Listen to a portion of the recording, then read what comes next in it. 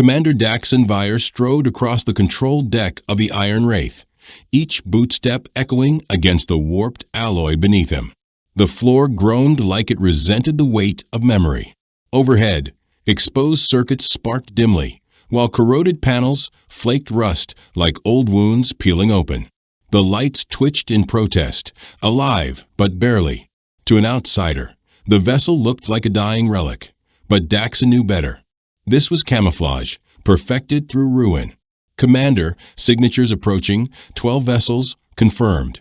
Reported Kai Ven from the ops terminal. Barely 20. Kai had quicksilver reflexes and a mind wired for tension. His short, dark hair hung low over narrowed eyes as he scanned the starfield again.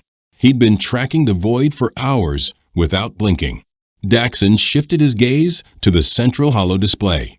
12 luminous orbs cut through the velvet dark, bearing down on the civilian sanctuary known as Bastion's Reach. Each blip pulsed with menace. All were Tevrithi war cruisers. The Tevrith considered themselves heirs of the stars, masters of all they surveyed. Their ships were hauntingly beautiful, translucent, serpentine hulls that shimmered like frozen flame. Impossibly elegant, unforgivingly lethal. "They're Leviathans," murmured Sarah Thorne from the NAV console. Her voice was a still lake, but Daxon caught the tremor beneath the surface. Petite and sharp-eyed, her platinum braid hung like a wire pulled taut. "The lead vessel is easily triple our size." Daxon nodded. It tracked. The Tevrith never advanced in silence. They flaunted their dominance with theatrical force. Fear was their opening salvo. "Rhea, what's our internal readout?" he asked. Chief Systems Officer Rhea Maddox didn't look up. Tall, flame-haired, and perpetually grease-streaked, she worked with mechanical grace. The grit on her hands never dulled the fire in her eyes. "All systems online and synchronized," she replied, running like a dream painted in rust. Daxon cracked a rare grin. Rhea was the kind of genius who could make trash sing opera or silence a symphony with one wrench twist. And today, subtle misdirection was everything. "Talon, are the claws primed?" Weapons Tech Talon Royce, a mountain of muscle and shadow, nodded once. The former frontline enforcer now manned their arsenal with icy precision. Charged and locked, awaiting orders. The display blinked. An image filled the screen. Obsidian skin for glittering eyes and a maw of serrated fangs. The broadcast had begun.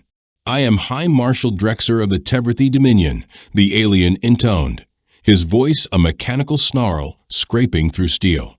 "By decree of the Ontherian Dominion, your world now falls under our reign. Surrender immediately. Any defiance will be met with obliteration." Daxon stepped forward, jaw set like carved stone. "This is Commander Daxon Vire of the Terran Vanguard. This star system is sovereign ground. Withdraw or be repelled." The alien's quad eyes narrowed, scanning Daxon and the battered control room beyond. Then came a sound, low at first, then rising. Laughter. Cold, guttural, inhuman. It crawled up the spine of everyone on deck. "Vanguard," sneered Drexer, still chuckling. "Is this theater? That derelict? You expect us to fear that?" Snickers erupted behind him. Other Ontherian officers amused by the sight. "Observe that disgraceful construct," another voice rasped. "It's disintegrating before our eyes." "I spy fractures in the plating from here," mocked a second. "Let it drift. We need not waste ammunition." A third chimed in, dry with contempt. "It might implode before we get a shot off." Drexer's laugh turned savage. "No, we shall demonstrate what awaits the defiant. Shatter this refuse barge. Let every Terran witness the futility of resistance." Daxon didn't flinch. On the surface, he was carved from ice. But inside, he was thrilled. The Ontherians had taken a bait. They looked upon his vessel and saw decay. They saw desperation. They saw a weak, broken species clutching at survival. He wanted them to see that. "Lyric, are you catching all of this?" Daxon murmured under his breath. Lieutenant Lyric Hale nodded without turning. thin-framed, analytical, always half buried in his holoscreens. He was a master of digital reconnaissance, capturing everything, Commander.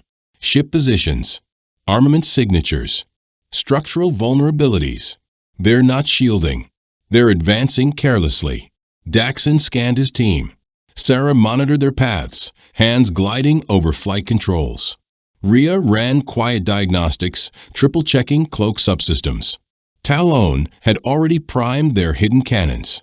And Lyric? Lyric was collecting their enemy's secrets like pearls on a wire. 2 years. That's how long they drilled for this single moment. The vessel? Far from collapsing. The Iron Wraith was the Terran Alliance's most advanced stealth warship. Engineered to masquerade as a relic, it played the part perfectly. Rusted facade, flickering lights, loose plating, a mask of weakness. Commander, intercept group inbound. 3 cruisers detaching from a formation, Sarah reported. The rest continued toward Bastion's reach. Daxon's lips curved slightly. Right on schedule. The trio of Ontherian ships glided toward them like predators performing a ballet. Their crystalline architecture sparkled beneath starlight, flawless and cold.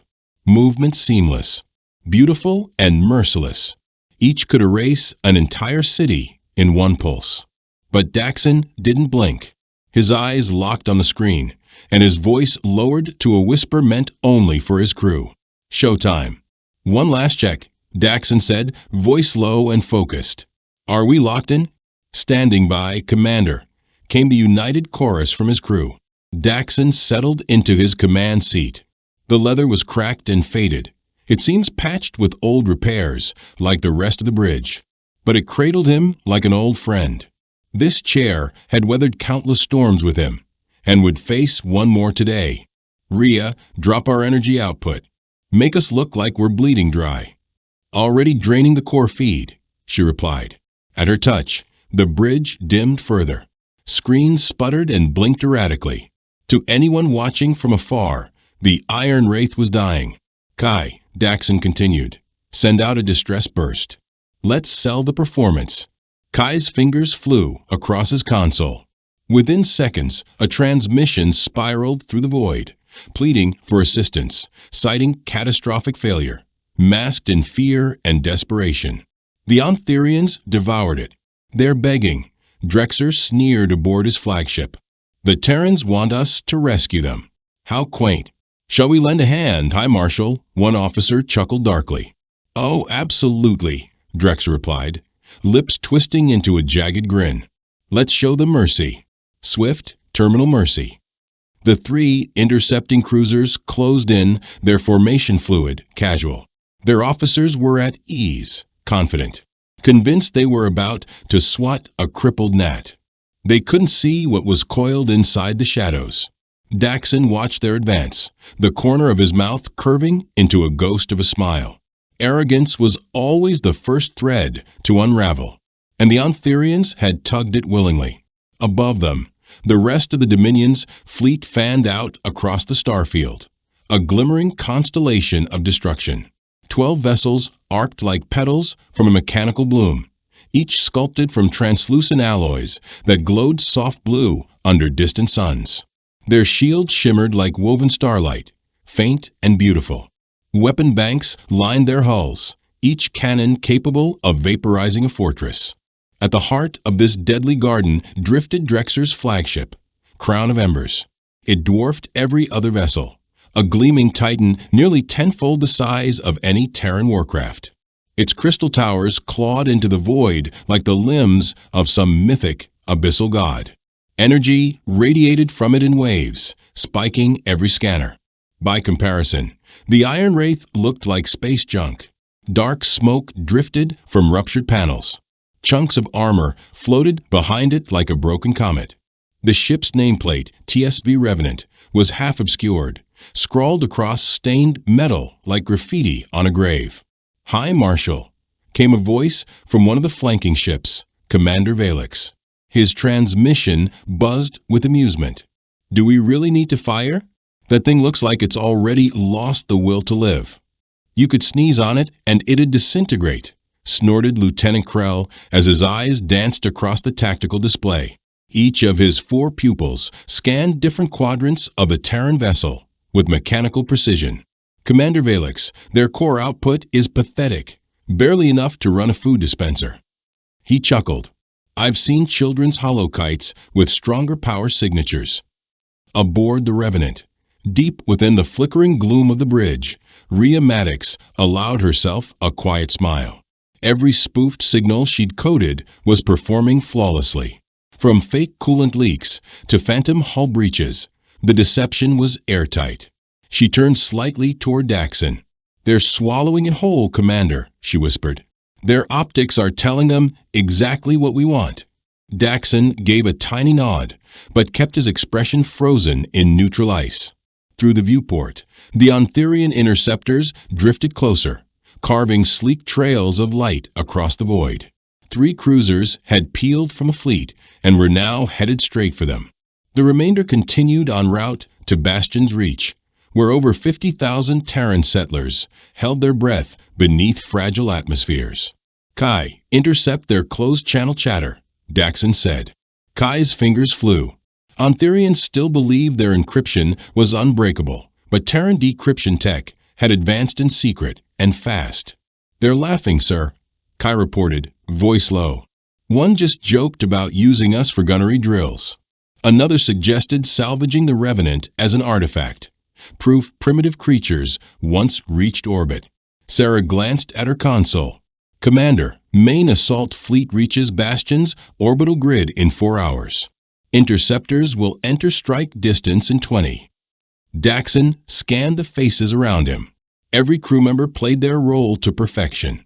From the outside, they looked panicked, grasping at controls, muttering frustrations, sighing in despair. Talon slapped his weapon console, cursing under his breath. Lyric hunched over glitching sensors, shaking his head like a man facing death. But Daxon saw it, the flicker behind their eyes. Excitement. They'd trained for this. Every drill, every scenario, every midnight repair session when systems failed by design. Everything led to now.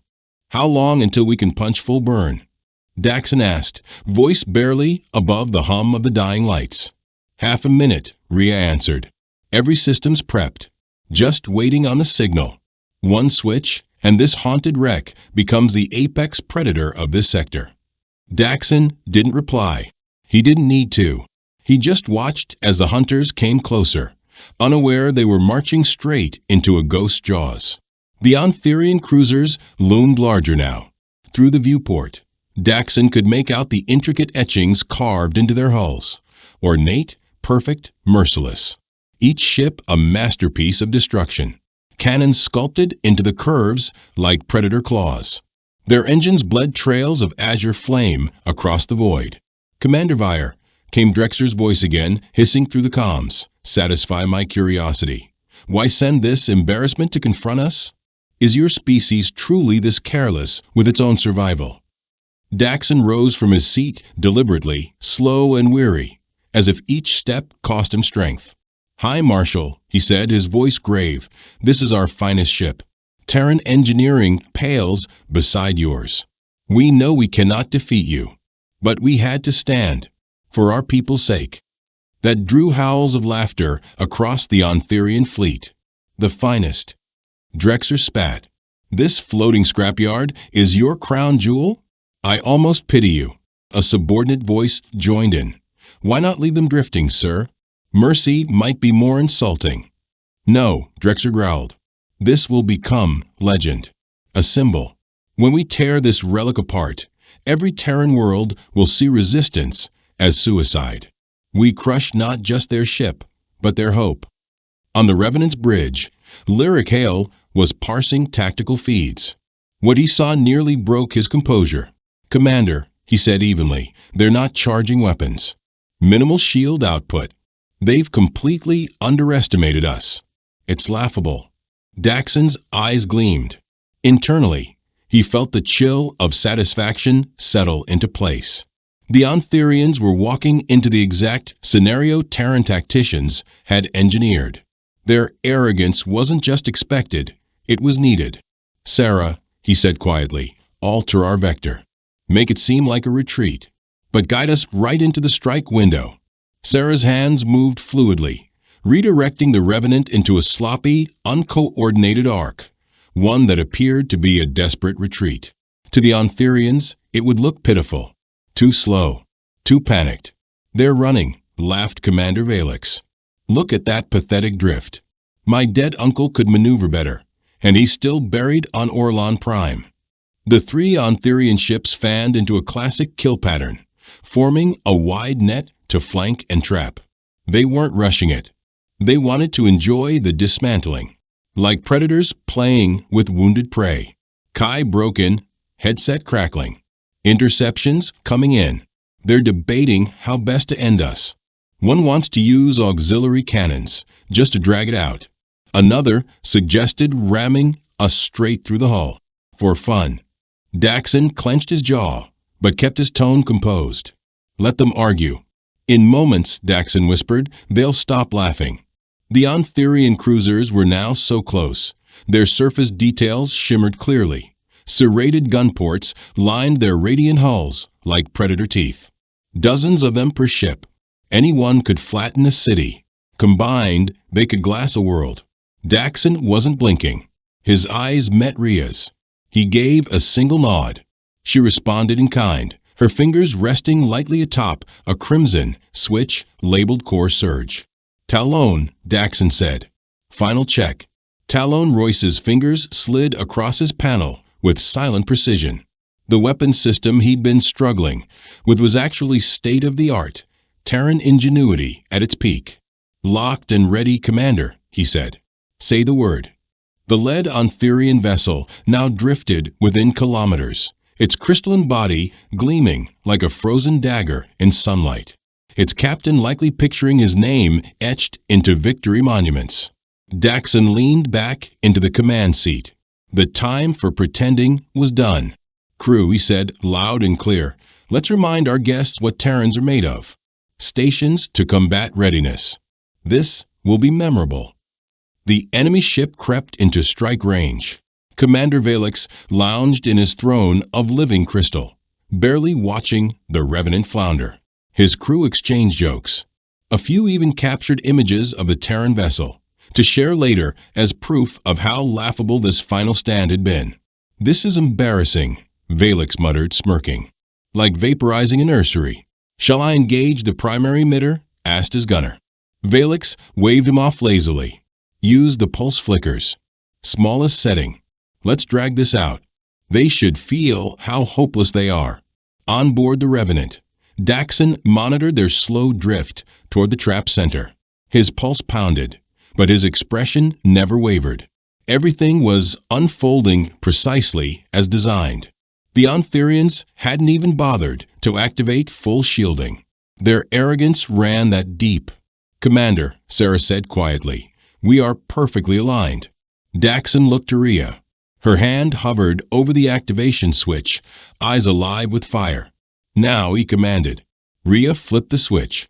The transformation was instant. The Revenant, moments ago a floating carcass, roared to life like a resurrected beast. Flickering lights surged into brilliance. Panels of disguised armor snapped into place, sealing former breaches. The once weak engine core erupted with blinding azure flame. Even the hull began to shift, external plates unfolding, revealing hardened weapon mounts and concealed power banks. The illusion was dead. The hunter had awoken. Along the Revenant's reinforced frame, concealed turrets deployed in synchronized rhythm. These weren't crude projectile weapons. The Ontherians had expected rusty cannons and outdated lasers. Instead, they faced a lattice of precision plasma emitters, glowing with blue-white fury. Aboard Valix's cruiser, chaos erupted. Warning klaxons screamed through the bridge. His sensor tech stood frozen, eyes wide in disbelief. "Commander, Terran vessel just spiked, 3,000% in energy output." Valix shot to his feet. "That's impossible. Put it on screen." The hollow viewer shifted. No longer did the Terran ship resemble a salvage wreck. Now it was something else, something lethal. Armor glinted like razor scales. Weapon systems throbbed with power. The Revenant looked like a forged god of metal and fury. Shields, full power, arm all weapons. Valix shouted, but he was already too late. Talon Royce had been waiting for this exact instant. 2 years of simulations, drills, and false drills. He pressed the trigger, main batteries firing. The Revenant's lances tore free, streaks of searing plasma flung at light speed. Not a single one missed. The first beam pierced Valix's flagship just as its shields were halfway online. It cleaved the elegant ship from prow to engine core, glass-like plating shattering under the thermal force. The hull fractured in silence, and then erupted. The explosion seared across space like a newborn sun. Valix and his crew were ash before they could scream. The second cruiser tried to veer off. Sarah Thorne had predicted that. She'd calculated the retreat angle and adjusted their position minutes ago. Talon's follow-up blast was already tracking. The Ontherian captain managed to raise partial shields, but it changed nothing. The plasma lance shredded through like smoke, slicing through reactor coils and command modules. A delayed detonation rocked the sky. The vessel spun once, fractured, then disappeared. The final cruiser, the only one to react with actual urgency, fired. Its captain, Commander Recall, was faster than the rest. He launched a blast from the main cannon, a focused bolt of energy meant to level a city. It struck the Revenant. Nothing happened. The shot vanished against the hull like a ripple on a pond. Impossible. Recall screamed. That hit should have torn them apart. But he hadn't accounted for rheumatics. Her experimental armor didn't just resist damage. It absorbed it, converted it, fed it back into the ship's internal systems. The more they were attacked, the more powerful they became. Talon fired once more. The final cruiser ruptured mid-turn. The explosion cracked open the void. 3 Ontherian warships, masterpieces of destruction, had been reduced to drifting wreckage in under 30 seconds. And the ship they had mocked? The vessel they called a joke? It now stood alone, untouched, glowing like the wrath of a species reborn. The ship they mocked had become the nightmare they never saw coming. Aboard the Crown of Embers, High Marshal Drexer stood frozen, his quad eyes locked on the screen in disbelief. Where once his 3 elite cruisers had flown, there now drifted a burning cloud of twisted debris and molten shards, lit by the dying fire of their own reactors. "Status," he barked, his voice strained. Sir, the Terran vessel, it wasn't what it seemed," stammered his lead analyst. "Sensor readouts confirm a Dread-class warcraft. Energy output far exceeds anything we've encountered." Drexer's face paled. "No, that's not possible. Humanity doesn't possess that technology." But his voice no longer carried the weight of certainty. Doubt had entered his bones. On the Revenant, Daxon Vire rose from his chair. Gone was the illusion of decay. With full power coursing through her veins, the ship now gleamed like a blade pulled from its sheath.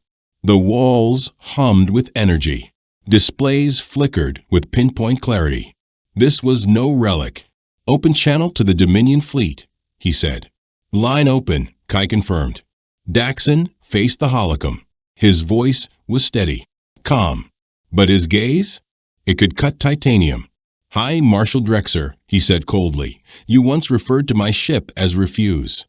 On board the Crown, Drexer watched, and for the first time in his long, ruthless career, he felt it. Fear. The Terran on his screen did not look broken or desperate. He looked like the storm.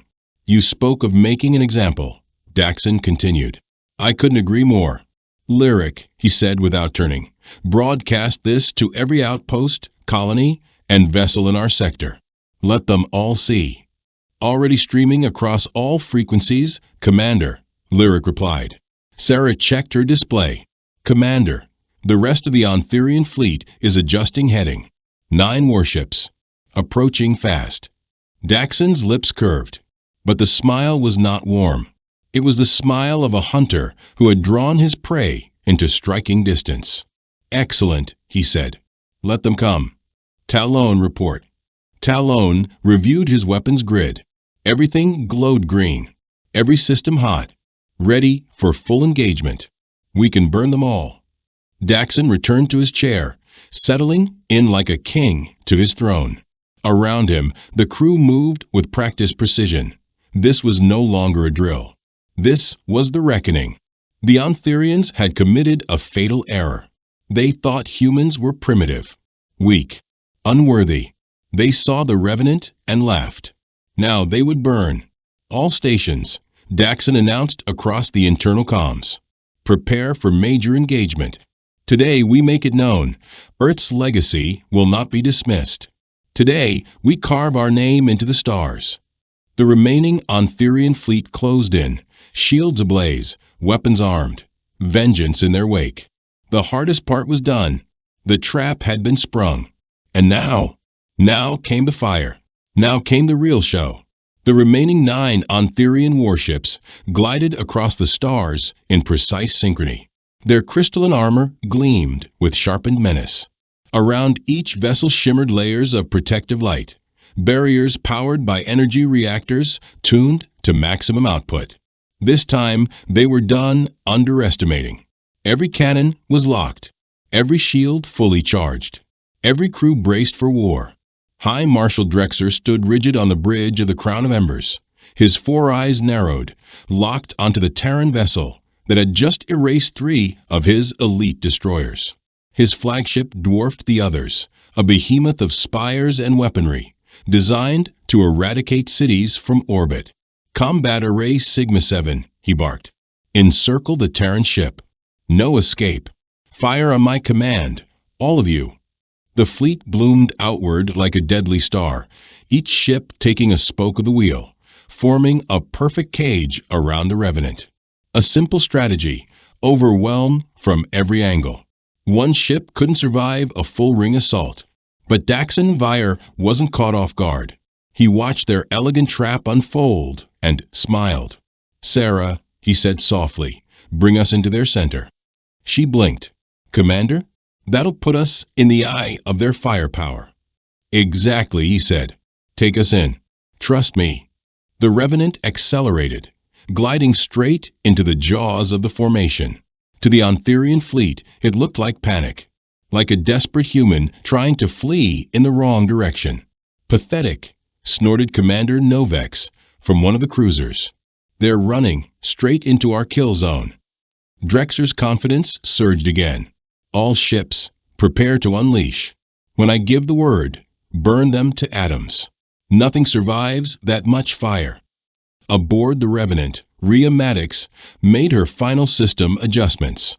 "Commander, all defense protocols green. Absorption, plating primed and charged." Daxon gave a curt nod.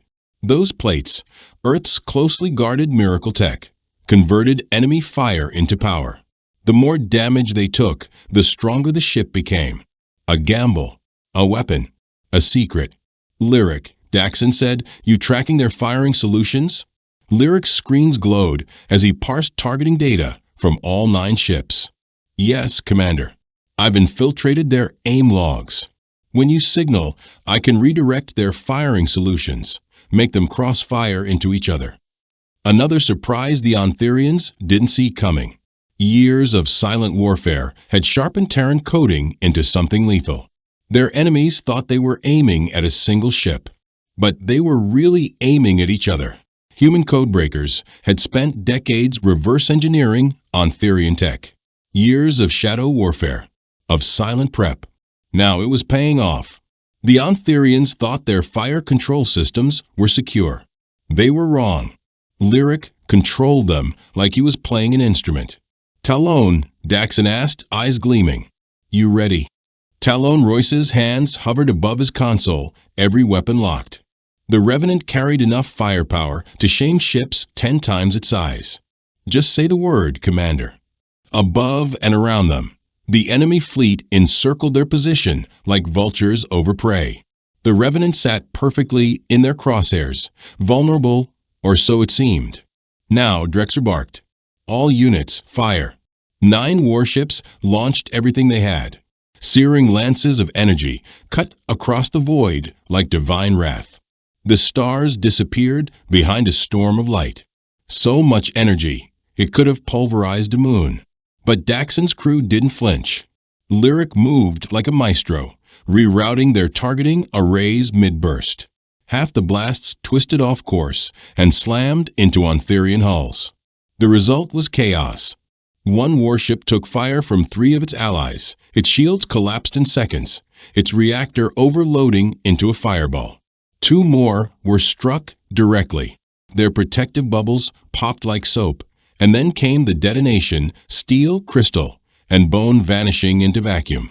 The lances that did hit the Revenant, they were welcomed. Rhea's armor plating absorbed the blasts like sunlight on solar wings. The ship pulsed with power, growing stronger as it fed off the enemy's own fury. High Marshal Drexer screamed, "They're hitting our own ships." "What's happening?"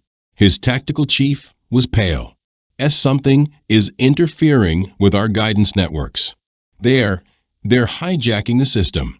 Aboard the Revenant, Daxon stood calmly. His crew moved like dancers through fire, each in sync, each playing their part. "Talon," he said, "start with the wounded." Talon fired.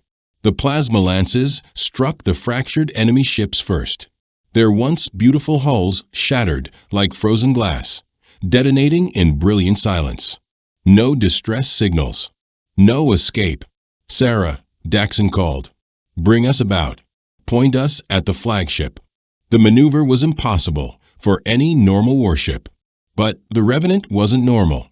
It twisted through the stars like a blade, repositioning with impossible grace, dodging enemy fire like a duelist in a ballroom.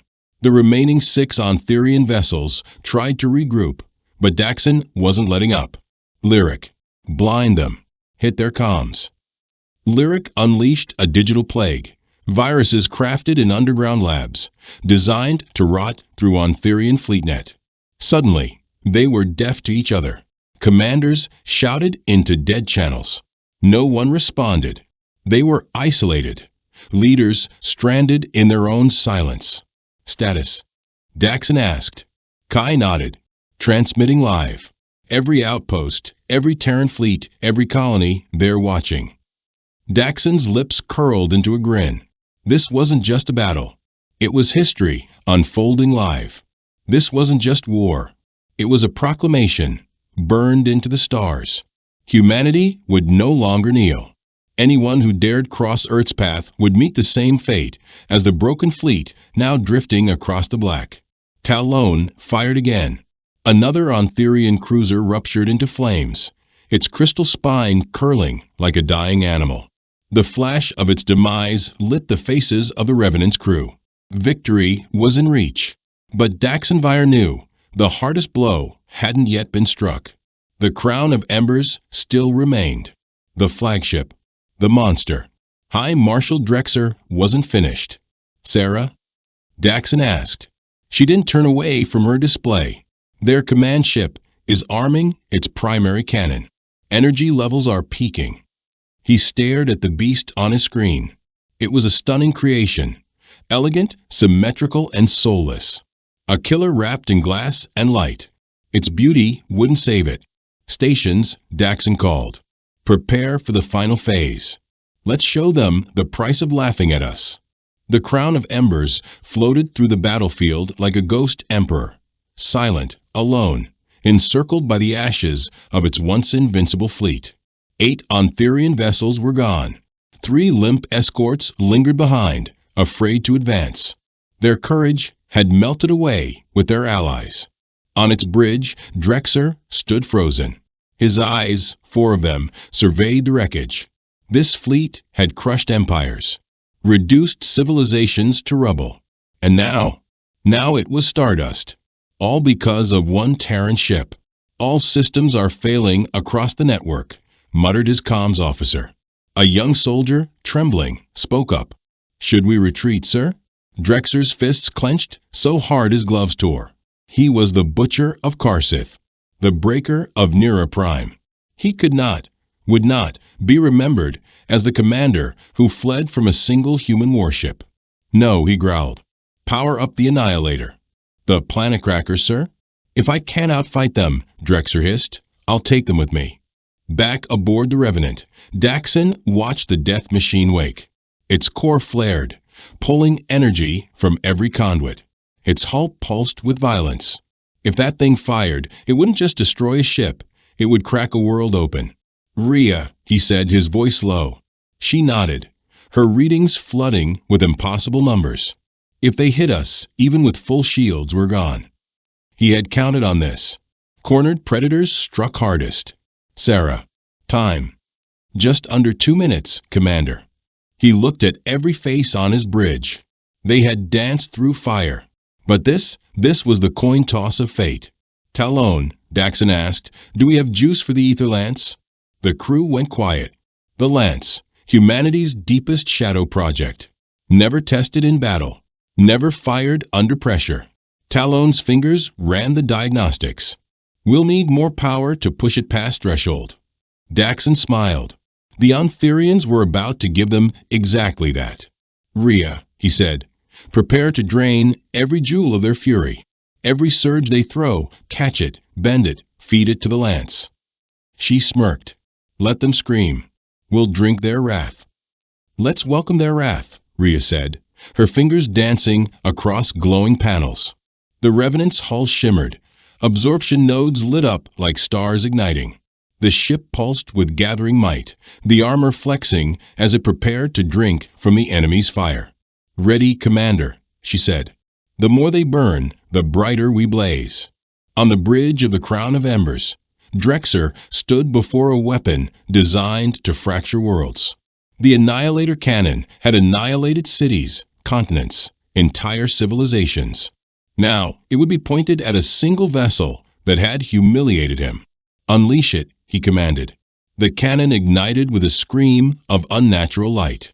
A beam of destruction, wide as a freighter lane and luminous as a newborn star, tore across the void.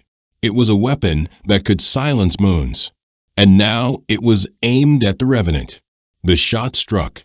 For a heartbeat, Daxon's ship vanished, swallowed by brilliance so intense, the galaxy itself seemed to hold its breath. Ontherian ships watched in silence, convinced they had ended the nightmare. But as the glare faded, they saw it. The Revenant still stood, not shattered, not damaged, glowing. It had feasted on the impossible, absorbed the fury of a dying empire, and grown stronger. Unthinkable, Drexer whispered. His ultimate weapon had only fed the beast. Inside the Revenant, Rhea's monitors flashed warnings as power surged through the systems. Commander, she said breathlessly, we're topped off. We're overflowing. The ether lance is ready. Daxon stepped toward the viewport. The enemy flagship hovered there, still majestic, still terrifying. The crown jewel of a once feared armada. But beauty meant nothing now. Zeke, Daxon said, open the line. Zeke's fingers moved swiftly, broadcasting to all hostile ships. Daxon faced the camera, his voice composed, his words like judgment carved in steel. High Marshal Drexer, he began. You crossed our line. You came here to dominate, to humiliate, to remind us of your power. You called us relics, garbage. You thought we were prey. Drexer's breath caught as the human's eyes stared through the screen. You were wrong. We let you believe in our weakness because your pride made you blind. Now, Daxon nodded to Talon. Now you face the consequences. Talon reached for the trigger only he had ever trained to touch. The ether lance was more than a weapon. It was a singularity wrapped in starlight. A pulse of sheer annihilation birthed in secret laboratories deep beneath Earth's crust. Firing, Talon said almost reverently. The beam that erupted from the Revenant made every other weapon look like a sparkler. It wasn't a line of energy. It was a rift in existence. It screamed across the void, struck the Crown of Embers, and went through it like it wasn't there. The mighty flagship buckled. Its crystal limbs shattered. Its core folded in on itself. And then, like a dying god, it erupted. A star was born, and the Empire's heart died with it. The crown of embers, once the pride of Anthurian might, was no more. One moment it shimmered like a divine relic, the next it disintegrated into cascading light. Gas, radiation, and fractured glory spread across the void where a Titan had stood. High Marshal Drexer, his legacy, his crew, erased in the blink of an eye. They never saw the end coming. The remaining 3 Anthurian escorts didn't wait. Their engines flared, and they vanished into the depths of space like hunted shadows, fleeing the very ghosts they had tried to mock. The ship they had dismissed as rusted refuse had torn through their elite with ease.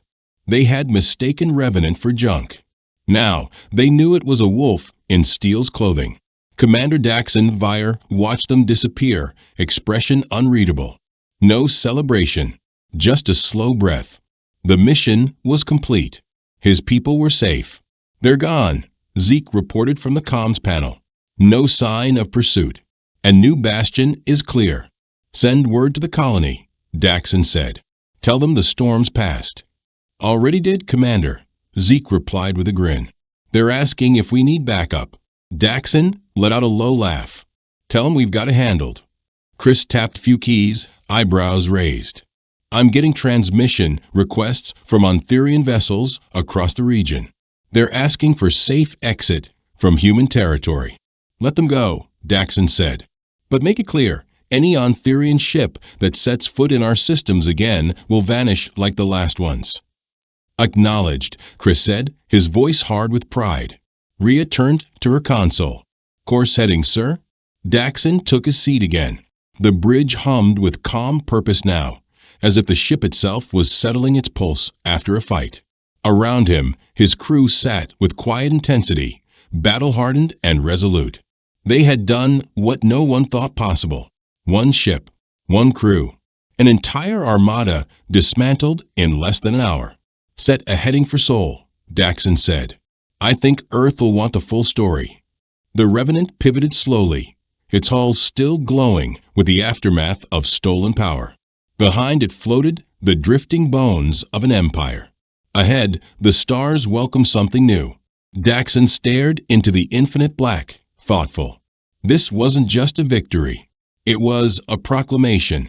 Humanity had spent centuries as the underdog, primitive, outgunned, overlooked by every advanced species that filled the void between stars.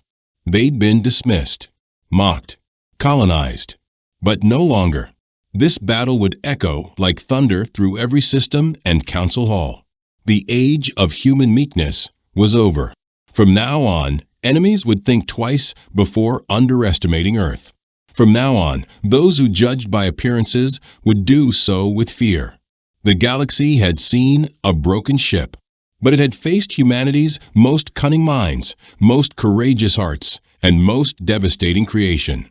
And it had learned. The stars belonged to Earth now, not by entitlement, but by proof. And those who dared challenge that fact would remember the day they mistook a legend for scrap metal. They mocked us until we became their nightmare. If this story lit a fire in your soul, hit that like button like you're launching the Nova Cannon. Subscribe and join the front line, because the war for the stars has just begun. And tell me in the comments, if you were in command of the Revenant, what would your next move be? The meeting hall was silent. Ambassador Thelnax looked at the holographic display floating above the council table. His 6 eyes blinked slowly as he tried to understand what he was seeing. The images showed destruction on a scale he had never witnessed before. 3 human colony worlds had been attacked. 40 million humans were dead. The Krell Empire had struck without warning. Their warships had appeared in human space and opened fire immediately. The humans had no chance to defend themselves. Cities burned. Orbital stations exploded. Children died in their beds as fire rained from the sky. Thelnax had been a diplomat for 300 years. He had seen wars before, but this was different. The Krell were known for their brutality, but they usually gave warnings. They usually made demands. This time they simply killed and left. The Galactic Coalition had maintained peace for 10,000 years. When conflicts arose, the member species talked. They negotiated. They found solutions that did not involve mass murder. The system worked because everyone feared what would happen if they broke the peace. The entire galaxy would unite against them. Thelnax had immediately contacted the human government. He offered them membership in the coalition. He promised protection. He guaranteed that the combined fleets of 40 species would defend human space from further attacks. The humans would be safe. The human representative had listened politely. Her name was Ambassador Chen. She was young by coalition standards, barely 60 years old. Her face was calm as she heard the offer. Too calm, Thelnax thought. When he finished speaking, she smiled. It was not a happy smile. "Thank you for the generous offer," Ambassador Chen said. "But humanity will handle this ourselves." Thelnax tried to explain. The Krell had 5,000 warships. They controlled 100 worlds. They had fought the coalition to a standstill twice before. Humanity was new to space. They had perhaps 200 military vessels. They were outmatched. "We understand," Chen replied, "and we still decline. This is our problem. We will solve it." The transmission ended.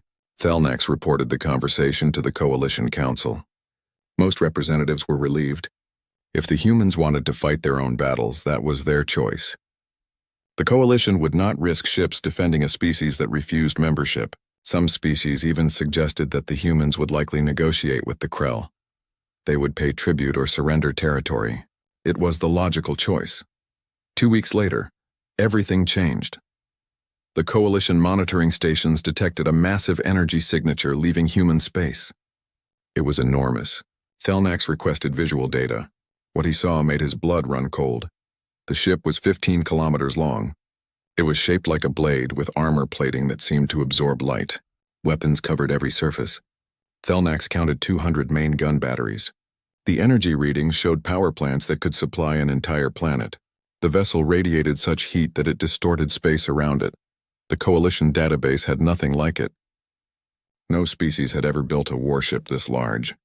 It violated a dozen treaties. The firepower alone was illegal by galactic law. This single ship could destroy fleets. It could crack planets. Thelnax immediately contacted Ambassador Chen again. His voice was urgent. He explained that the ship violated every rule of warfare. The Coalition could not allow such a weapon to exist. The humans must deactivate it immediately. Chen looked tired. She had dark circles under her eyes. "We did not sign your treaties," she said quietly. "We are not members of your coalition. Your laws do not apply to us." "But the destruction," Thelnax pleaded. "That ship could kill billions. It could turn worlds into wastelands." "Yes," Chen agreed. "That is exactly what it was designed to do. The Krell killed 40 million of our people, our children, our parents, our lovers and friends. They did it without mercy, without warning, without reason." Her voice grew colder. "We will respond in kind." The transmission showed the ship in the background behind Chen. Painted on its hull in letters 300 meters tall was its name. UNSC Retribution. "That ship is commanded by Admiral Elena Volkov," Chen continued. "She lost her daughter in the attacks. Her only child. The Admiral has been given full authority to prosecute this war as she sees fit. She will not stop until the Krell Empire surrenders or ceases to exist." Thelnax felt fear grip his hearts. He had studied human history. These creatures came from a death world. Their planet tried to kill them constantly. Storms that could flatten cities. Earthquakes that could split continents. Predators that hunted them. Disease that killed millions. Humans survived by being more vicious than everything trying to kill them. Other species evolved on peaceful worlds. They developed intelligence and society. Humans evolved in constant war with their own planet. They learned to build weapons. They learned to destroy. They became very good at it. "Please," Thelnax said. "Reconsider. There must be another way. Diplomacy, negotiations, we can mediate." Chen shook her head. The Krell had their chance for diplomacy. They chose violence. Now they will learn what happens when you awaken something that should have been left sleeping. She leaned forward. "We will not be victims again. Tell your coalition to stay out of our way." The transmission ended. Thelnax sat in silence for a long time. He pulled up the file on War Marshal Kresh, the leader of the Krell Empire. Kresh was a proud warrior. He came from a long line of conquerors.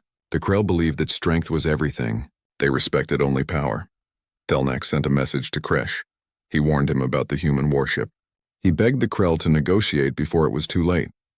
The response came back within an hour. Kresh was laughing. "One ship?" the war marshal said. "The weak humans send one ship against the might of the Krell Empire? Let them come. We will add their bones to the pile with the rest of their pathetic species. They should have accepted extinction quietly." Thelnax closed the communication. He felt a terrible certainty settle over him. The Krell did not understand. They thought in terms of numbers.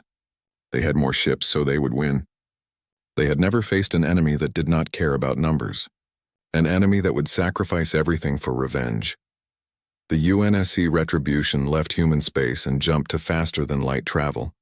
Its destination was classified, but Thelnax knew where it was going. He had seen this before, thousands of years ago. A species pushed too far, a species that decided mercy was weakness, a species that chose total war. That species was extinct now. They had destroyed their enemies. Then they had destroyed themselves. The galaxy had taken 3,000 years to recover from that war. Thelnax wondered if history was about to repeat itself. He sent one final message to the Coalition Council. It was simple. Prepare evacuation protocols for all worlds near Krell space. The humans have gone to war. May the stars have mercy on us all because they will show none.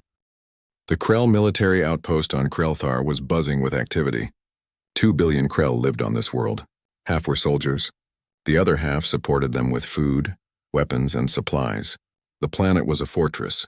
Orbital defense platforms surrounded it. Shield generators could protect the surface from bombardment. 300 warships patrolled the system. Admiral Elena Volkov stood on the bridge of the Retribution. Her face showed no emotion as she looked at the tactical display. The Krell defenses were impressive. Any normal fleet would need months to break through. She had no intention of breaking through. "Open a channel to the surface," she ordered. Her voice was steady, cold. "All frequencies. Make sure everyone can hear." The communications officer nodded. A moment later, every screen, every radio, every device on Krellthar received the same message. Admiral Volkov spoke clearly. "This is Admiral Elena Volkov of the United Nations Space Command. You have 24 hours to evacuate this planet. After that time, Krellthar will be destroyed. This is your only warning." The transmission ended. On the surface, Krell military commanders looked at each other. Some laughed. Others were confused. One human ship was threatening an entire fortified world? It was insanity. Fleet Commander Vrax was in charge of the system defenses. He was a veteran of 30 battles. He had never lost a fight. When he heard the human message, he roared with laughter. "The weak humans think they can frighten us," he announced to his officers. "Send the fleet. Destroy that pathetic ship. Bring me the human admiral alive. I want to mount her head on my wall." 300 Krell warships moved to intercept the Retribution. Each ship was heavily armed. Each ship had fought in dozens of battles. The Krell were confident. Their fleet had destroyed Coalition task forces before. One human ship would be easy prey. On the Retribution bridge, Captain James Morrison watched the Krell fleet approach. He was Admiral Volkov's second in command. He had served with her for 15 years. He knew her better than anyone. He saw the grief she carried. He saw the rage that burned inside her. "Admiral," he said quietly, "they are not evacuating. Civilians are still on the surface." Volkov did not look at him. Her eyes remained fixed on the approaching fleet. In her mind, she saw her daughter's face. Sarah had been 8 years old. She loved drawing pictures of stars. She wanted to be an explorer when she grew up. She died when the Krell bombed her school. There was not enough left of her body to bury. "They made their choice," Volkov said. Her voice was like ice. "Weapons free, engage." The Retribution opened fire. Plasma lances erupted from the main batteries. Each shot carried enough energy to vaporize a city. The beams crossed space in seconds. Krell shields flared and died. Krell armor melted. Krell ships exploded. The Krell fleet tried to return fire. Their weapons hit the Retribution shields and did nothing. Human shield technology was decades ahead. The Krell might as well have been throwing rocks. Antimatter torpedoes launched next. Each torpedo contained enough antimatter to crack a moon. Dozens of torpedoes streaked toward the Krell formation. When they detonated, space itself seemed to tear. 20 Krell ships vanished in expanding spheres of pure energy. Fleet Commander Vrax screamed orders. His ships scattered. They tried to flank the human vessel. They tried to overwhelm it with numbers. Nothing worked. The Retribution tracked every ship. Its computers calculated firing solutions faster than biological minds could think. Gravitational disruptors activated. These weapons created artificial gravity wells. Krell ships were pulled off course. Hulls crushed under impossible forces. Some ships were torn apart. Others collided with each other. The battle lasted 47 minutes. 300 Krell warships were destroyed. Not damaged, not disabled, destroyed. Debris floated in space where a proud fleet had been. The Retribution had not even been scratched. Captain Morrison stared at the tactical display. He had been in combat before. He had seen ships die. But this was different. This was not a battle. This was an execution. "Admiral," he said. His voice shook slightly. "The fleet is destroyed. The orbital defenses are offline. They cannot stop us now. Perhaps we could offer them another chance to evacuate." Volkov checked the time. 23 hours and 14 minutes remained. She opened communications to the surface again. "You have been given a warning. You have been given time. Use it wisely. There will not be another message." On Krelthar, panic spread. The military commanders who had laughed were dead. Their ships were debris. The civilians realized the human was serious. Evacuation ships began launching. Millions tried to flee, but billions remained. Some refused to believe a single ship could destroy a planet. Others had nowhere to go. Many were too proud to run from a human. The Krell culture valued strength. Running was weakness. Better to die than show fear. 24 hours passed. Volkov looked at Morrison. He could see she wanted him to say something. To tell her not to do this. To give her a reason to show mercy. He said nothing. What could he say? Mercy had not saved her daughter. "Commence orbital bombardment," Volkov ordered. The Retribution unleashed hell. Every weapon fired at once. Plasma lances carved trenches across continents. Antimatter torpedoes detonated in the atmosphere, creating firestorms that consumed cities. Kinetic projectiles moving at near light speed struck the surface with the force of nuclear weapons. The planet's crust cracked. Magma erupted from fissures miles wide. The atmosphere caught fire. Oceans boiled away into steam. Mountains were leveled. Cities became molten glass. The bombardment lasted 6 hours. When it stopped, Krelthar no longer existed as a habitable world. The surface was a burning wasteland. The sky was black with ash. Nothing could live there. Nothing would live there for thousands of years. 2 billion Krell had died. Most were civilians who had simply refused to believe. The coalition monitoring stations recorded everything. Across the galaxy, representatives watched in horror. This was not war. This was extermination. Emergency sessions were called. Everyone agreed something had to be done about the humans, but no one could agree on what. Ambassador Thelnax tried to contact Admiral Volkov. The communication was refused. He tried to speak with Ambassador Chen. She answered but looked exhausted. "You have committed a war crime," Thelnax said. He tried to keep his voice steady. 2 billion civilians are dead. The coalition cannot ignore this. Chen nodded slowly. "Yes, 2 billion Krell are dead." "Do you want to know how many humans the Krell killed before we stopped them?" She pulled up a hologram. Names scrolled past. Millions of names. 40 million humans. We gave the Krell a chance to evacuate. Many did. Those who remained made their choice. "Where will this end?" Thelnax asked. "How many worlds will burn before humanity is satisfied?" Chen looked directly at him. "As many as it takes. The Krell wanted war. Now they have it. They will surrender, or they will cease to exist. Tell your coalition to stay out of our way." The transmission ended. Thelnax sat in his office for a long time.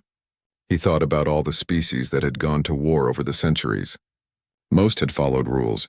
They tried to minimize civilian deaths. They negotiated truces. They showed mercy. Humans did not seem to understand mercy, or perhaps they understood it too well and had chosen to abandon it. The Retribution jumped to its next target. In Krell space, fear began to spread. The humans were coming, and they would show no mercy. The Retribution moved through Krell space like death itself. Every 7 days, a new target was selected. Every 7 days, Admiral Volkov sent the same message: evacuate. 24 hours. No exceptions. Some Krell worlds listened. Billions fled in massive evacuation efforts. Ships overloaded with refugees jumped to neutral systems. The coalition accepted these refugees reluctantly. They had nowhere else to go. Other Krell worlds refused. Pride was ingrained in their culture. Their ancestors had conquered half the galaxy. They would not run from a single human ship. They prepared defenses. They gathered fleets. They waited. The retribution destroyed them all. 6 Krell worlds became wastelands. Infrastructure that took centuries to build was reduced to rubble in hours. Billions of Krell died or became refugees. The mighty empire that had threatened the Coalition for generations was crumbling. War Marshal Kresh watched his empire fall apart. Reports came in constantly. Another world burned. Another fleet destroyed. The humans were unstoppable. More importantly, they were relentless. They did not negotiate. They did not pause. They simply moved from target to target, methodically destroying everything. Kresh called emergency meetings with his commanders. They argued about strategy.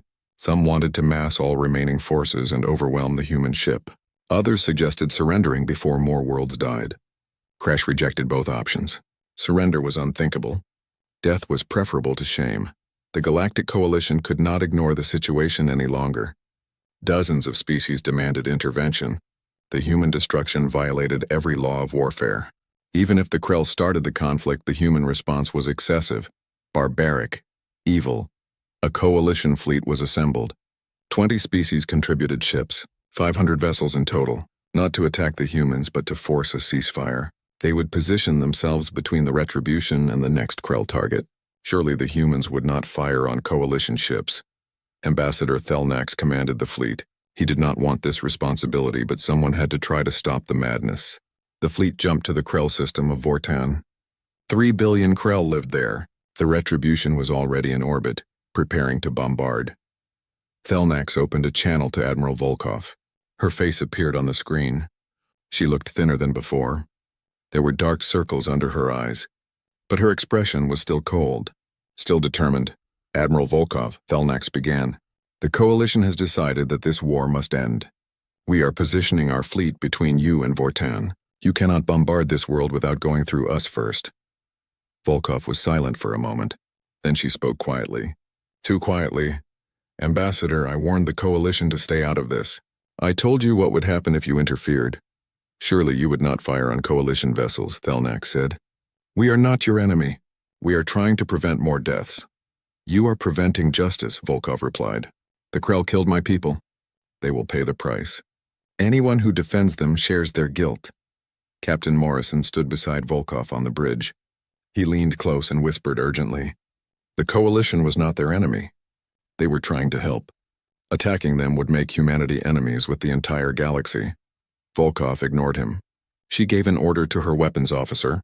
Target the moon, she said. The small one. Show them what will happen if they do not move. Vortan had 3 moons. The smallest was barely 200 kilometers across. It was uninhabited. Just a ball of rock and ice. The Retribution fired a single gravitational disruptor at full power. The moon shattered. Not cracked, not damaged, shattered. It broke apart into thousands of pieces. The debris field spread out, glowing hot from the energy release. Where a moon had existed, there was now only dust and fragments. Thelnax watched in horror. The power required to destroy a moon was staggering. If the humans fired that weapon at the Coalition fleet, they would all die. 500 ships meant nothing against that kind of power. Volkov spoke again. Her voice was emotionless. You have 1 hour to clear this system. After that, anything in my way will be destroyed. Choose carefully, Ambassador. The transmission ended. Thelnax looked at his fleet commanders. They all showed the same expression. Fear. The humans were not bluffing. They would destroy the entire Coalition fleet without hesitation.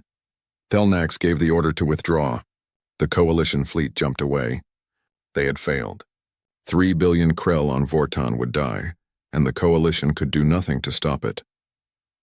As the Coalition ships retreated, Thelnax sent a final message to Volkov. It was personal, not official. Admiral, I understand your pain. I understand your anger. But this path leads nowhere good. You are becoming the very thing you are fighting against. A destroyer of worlds. A killer of innocence. Is this what your daughter would have wanted? Volkov did not respond immediately. When she did, her voice was so quiet Morrison could barely hear it. My daughter is dead. She wanted to grow up. She wanted to explore the stars. She wanted to meet aliens and make friends. The Krell took that from her. They took that from 40 million humans. What they want no longer matters.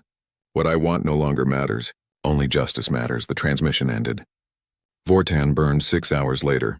In the Krell Empire, panic turned to chaos. The government started to fragment.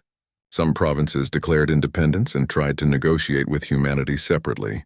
Others doubled down on resistance. Civil war seemed likely.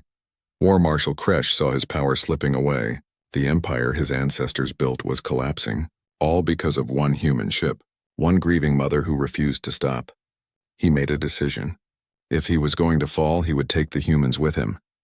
Kresh gathered what remained of the Krell military. 2,000 ships. Every vessel that could still fly. Every soldier who could still fight. He would not attack the Retribution. That ship was too powerful. Instead, he would strike at the heart of humanity itself. He would attack Earth. The plan was desperate. The human homeworld was surely defended, but maybe, just maybe, if the Krell threw everything they had at it, they could damage it. They could kill millions of humans. They could make the humans feel the same pain they had inflicted. The Krell fleet jumped to human space. They headed directly for the Sol system. Earth was waiting. Captain Morrison was in a meeting with other officers when the alert came through. A massive Krell fleet had appeared on the edge of the Sol system. They were heading for Earth at maximum speed. The Retribution was 3 days away at best. Earth would be on its own. Morrison felt ice in his stomach. If the Krell reached Earth, millions more would die. Maybe billions.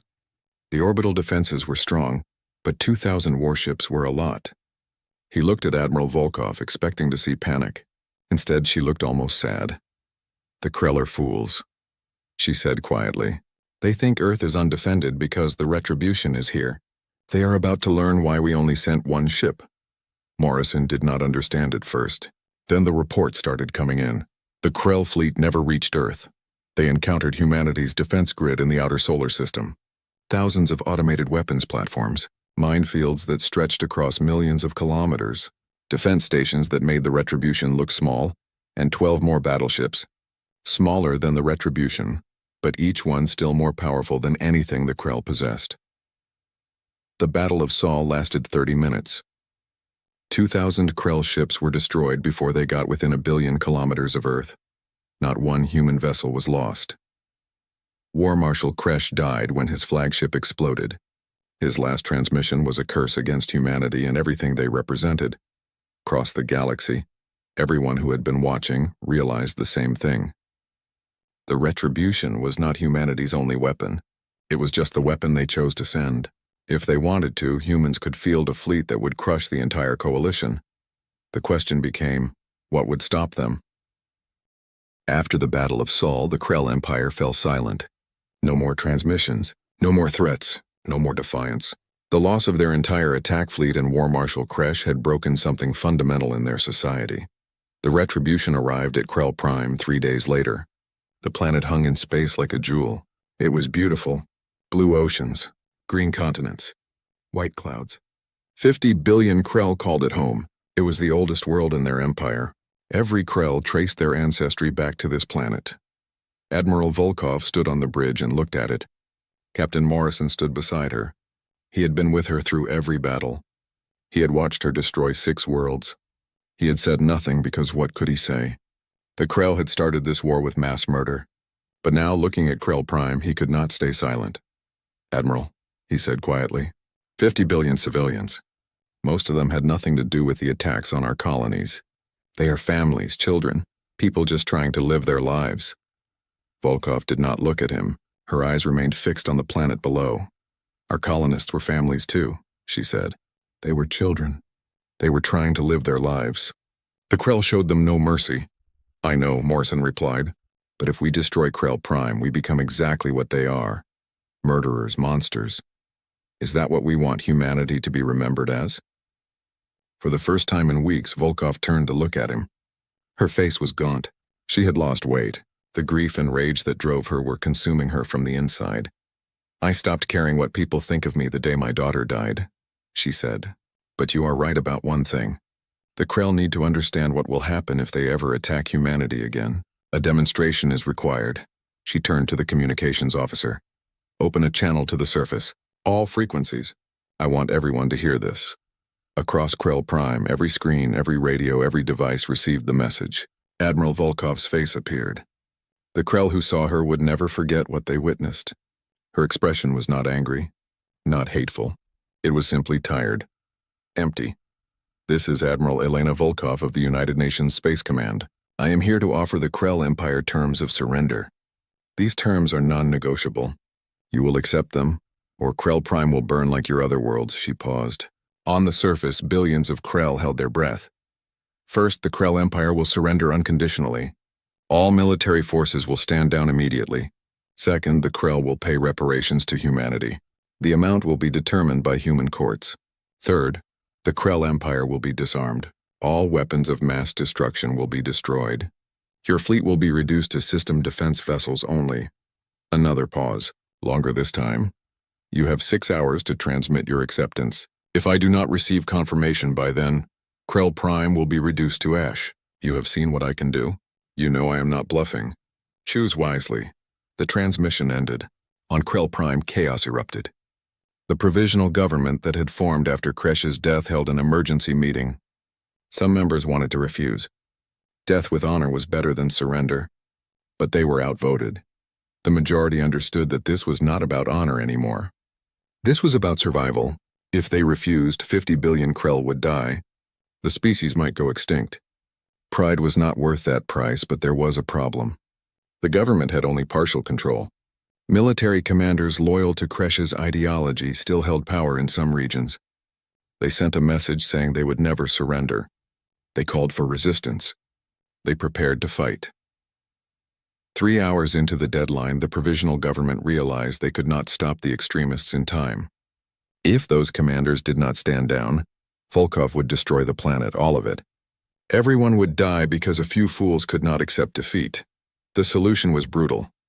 The provisional government sent their own forces to attack the holdouts. Krell fought Krell in the streets. Bombs exploded in military installations. Thousands died, but it worked. The extremist commanders were killed or captured. 5 hours and 40 minutes after Volkov's ultimatum, the transmission came through. The provisional government of the Krell Empire accepted all terms. They surrendered unconditionally. The war was over. On the Retribution Bridge, the crew erupted in cheers. They had won. Humanity was safe. The Krell would never threaten them again.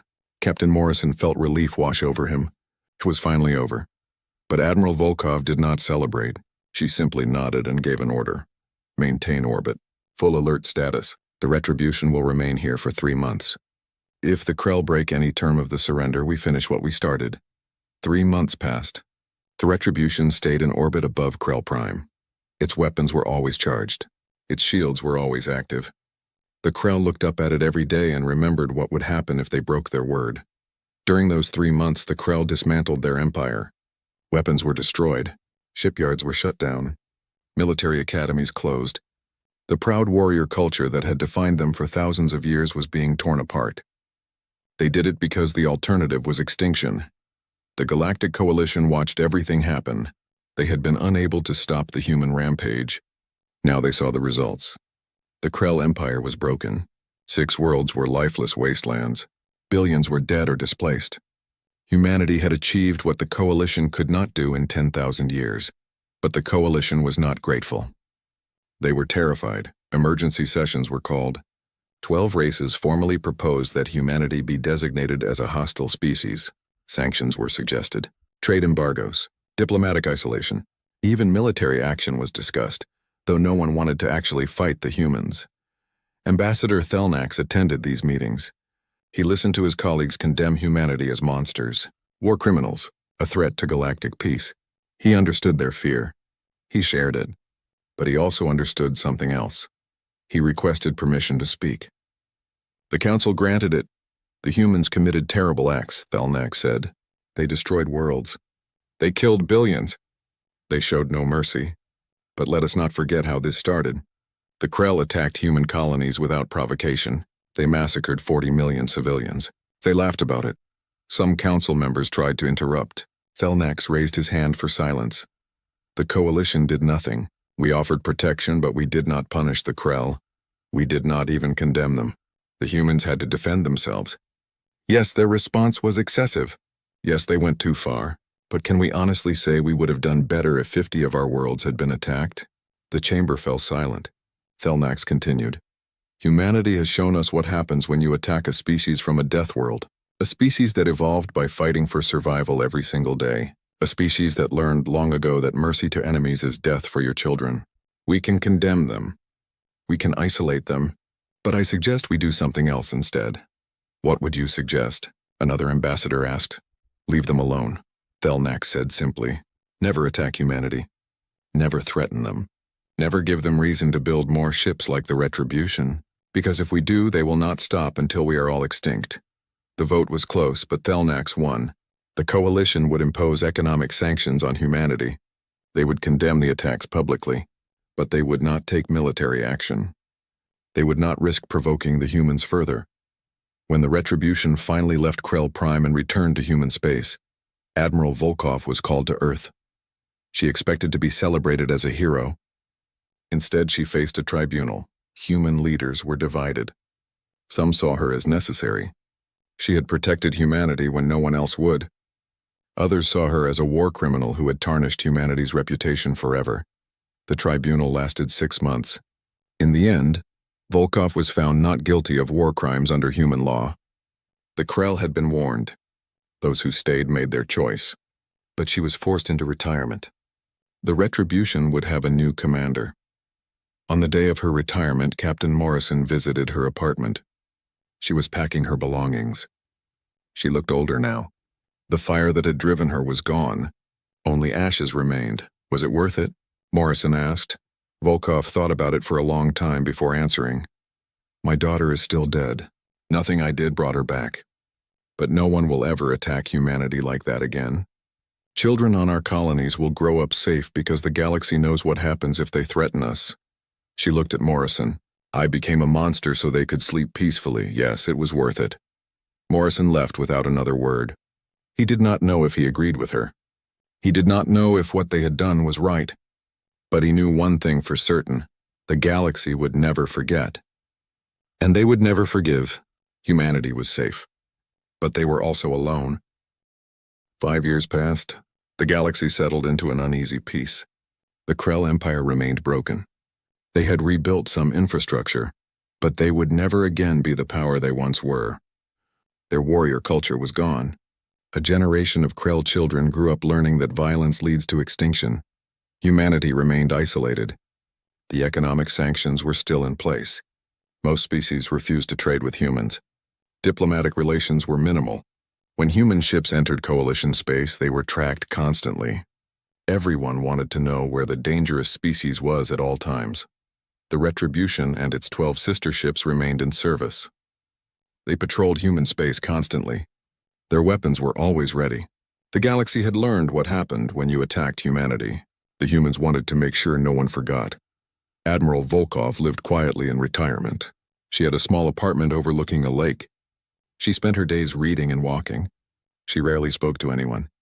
She had become famous, but not in the way she expected. Half of humanity saw her as a hero. The other half saw her as a reminder of humanity's capacity for evil. She kept a picture of her daughter on her desk. Sarah's smiling face looked out at her every day. Sometimes Volkov wondered what Sarah would think of what she had done. Would she be proud? Would she be horrified? Volkov would never know. Then something changed. Something that would test everything humanity had become. The Devourers arrived. No one knew where they came from. They appeared at the edge of the galaxy and began moving inward. They were not a species in the traditional sense. They were machines, or perhaps biological organisms that had merged with machines. No one could tell. What everyone knew was that the Devourers consumed everything. They landed on planets and stripped them bare. Every resource was harvested. Every structure was broken down. Every living thing was killed and processed. Within days, thriving worlds became empty husks. The Devourers moved fast. They had thousands of ships, maybe millions. Their technology was advanced beyond anything the galaxy had seen. Coalition fleets that tried to stop them were destroyed effortlessly. 3 coalition worlds fell in the first month. 10 more in the second month. The rate was accelerating. Projections showed the entire galaxy could be consumed within 5 years. Ambassador Thelnax was part of the Emergency War Council. He listened as military commanders reported disaster after disaster. Every strategy failed. Every weapon was ineffective. The Devourers were unstoppable. Someone made a suggestion, a terrible, desperate suggestion. They needed humanity's help.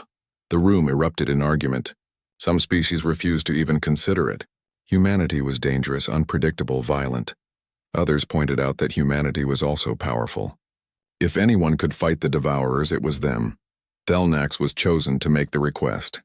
He traveled to human space for the first time in 5 years. His ship was escorted by 3 human cruisers. They did not trust the Coalition any more than the Coalition trusted them. The meeting was held on a neutral station. Human diplomats listened as Thelnax explained the situation. The Devourers were consuming the galaxy. The Coalition needed help. They were asking humanity to deploy their battle fleet.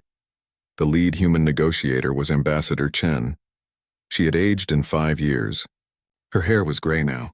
She listened patiently to Thelnax's plea. When he finished, she leaned back in her chair. "The Coalition condemned us for defending ourselves," Chen said. "You imposed sanctions. You isolated us. You called us monsters and war criminals. Now you want our help?" Thelnax nodded slowly. He had expected this. He had no right to ask for anything. But billions of lives were at stake. "Yes," he said simply. "We were wrong to abandon you. We should have helped when the Krell attacked. We should have understood your response. We failed you. But the Devourers do not care about politics. They will consume human worlds just as readily as ours. This threat requires all of us to work together." Chen was silent for a long moment. Then she made humanity's demand. "Humanity will help. But we have conditions. First, all sanctions against us are lifted immediately. Second, we receive full pardons for all actions during the Krell War. Third, the Coalition will publicly acknowledge that the Krell attacks justified our response. Fourth, humanity receives a permanent seat on the Coalition Council with full voting rights." Some of Thelnax's advisors protested. The terms were too steep. They were essentially rewarding war crimes, but Thelnax silenced them. They had no choice. "The galaxy was dying," agreed, he said. "All of it. Just please help us." Chen nodded. She sent a message to Human Military Command. Within hours, the mobilization began. The Retribution and its sister ships were prepared for deployment. Additional warships were activated. Humanity was going to war again. Admiral James Morrison commanded the human fleet now. He had been promoted after Volkov's retirement. But for this mission, he made a request. He wanted Volkov to come out of retirement and serve as his senior advisor. She knew war better than anyone. Morrison traveled to her apartment personally. He knocked on her door and waited. When Volkov answered, she looked surprised to see him. "James," she said, "what are you doing here?" He explained the situation. The Devourers. The Coalition's plea for help. The deployment of the human fleet. And his request for her to join them. Volkov listened without interrupting. When he finished, she shook her head. "I am done with war," she said. "I did what I had to do. But I will not go back out there." "The galaxy needs the monster again," Morrison said quietly. "They need someone who knows how to win no matter the cost." "That is you." Volkov was quiet for a long time. She looked at the picture of her daughter on her desk. She thought about all the people who would die if the Devourers were not stopped. Children like Sarah. Innocent people just trying to live. "We became monsters so our children would not have to," she said finally, "so that children across the galaxy could sleep safely. The species that condemned us are now begging for our protection. Do you see the irony?" "I do," Morrison replied. "But those children still need protecting, whether their parents appreciate it or not." Volkov smiled sadly. It was the first time Morrison had seen her smile in 5 years. "You have learned well," she said. "Fine, I will come. But only as an advisor. You are the admiral now. This is your war to fight." They traveled to the Retribution together. The crew welcomed Volkov back with respect and caution. Everyone remembered what she had done, what she was capable of. She walked through the ship she had commanded and felt the weight of memory. The human fleet jumped to Coalition space. 13 massive battleships, dozens of support vessels, thousands of fighters. It was the largest military force humanity had ever deployed. And it was still dwarfed by the Devourer swarm. The first battle was brutal. The Devourers were stronger than expected. Their shields absorbed plasma lances. Their armor withstood antimatter torpedoes. Human ships took damage for the first time. Crews died, but humans were adaptable. They analyzed devourer technology. They modified their weapons. They changed tactics. Slowly, they began to win. The tide turned. Over the next year, human forces pushed the devourers back. It was not easy. It cost lives. But humanity had something the devourers did not understand. They fought not just for survival, but for redemption. They fought to prove they could protect others, not just destroy enemies. The human fleet saved 14 coalition worlds.